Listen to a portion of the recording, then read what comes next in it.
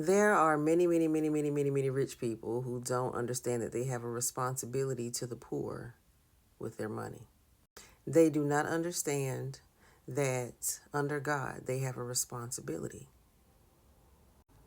to be charitable and help the poor with their money. We live in a time where the wealthy want to get wealthier and be self gratifying at the expense of the poor or those who are not wealthy. Under God, this is a sin because they're thwarting their responsibility. So let's take a look at the rich young ruler. That's in Matthew 19.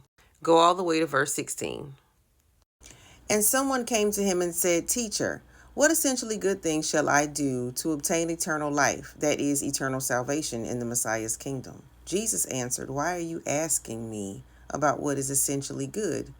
There's only one who is essentially good. But if you wish to enter into eternal life, keep the commandments. He said to Jesus, Which commandments? And Jesus answered, You shall not commit murder. You shall not commit adultery. You shall not steal. You shall not give false testimony. Honor your father and mother, and love your neighbor as yourself. That is, unselfishly seek the best or higher good for others. That's explaining what love thy neighbor means. Let's continue. Let's go to verse 20.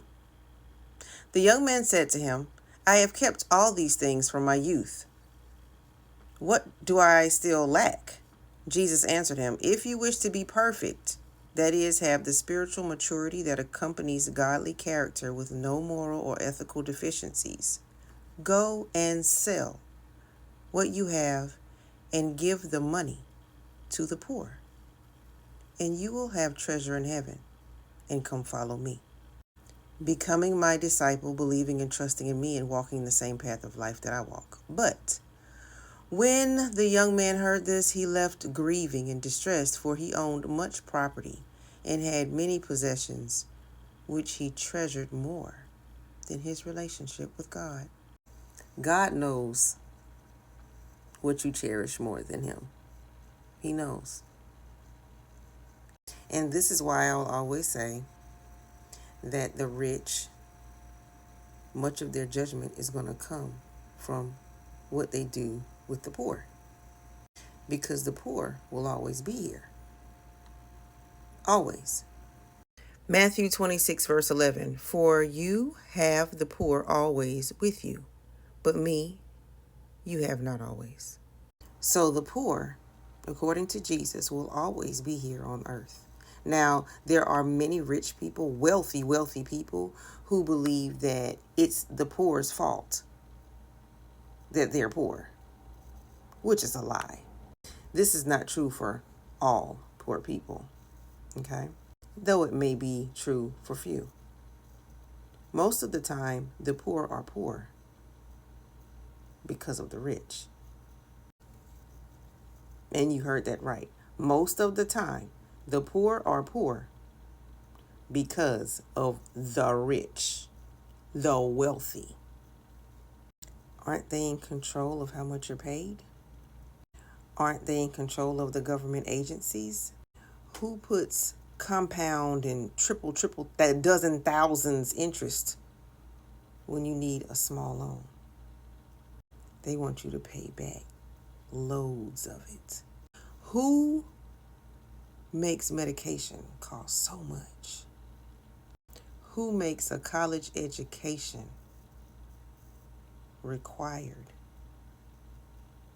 and then says it's going to cost you $50,000 to $90,000 a year to get it? Those aren't poor people doing it. Right now, who is saying they want to snatch your Social Security, your Medicare, all that health care? Who's doing that?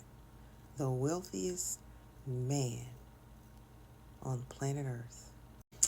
And then he'll turn around and say, you're not working hard enough. And the president, the wealthy president that you elected, has his back when he says it. Who's placing the tariffs on everything? Not the poor. Who the flip is laying you off and don't care where you go as long as they get paid? because they didn't make more money than they did last year, even though they made money. They didn't make as much as they did last year. So, hey, we're going to lay you off because we need profit every year, way more profit than the last year, every year. The wealthy have convinced many of you that the poor are the problem. No, that's an untruth.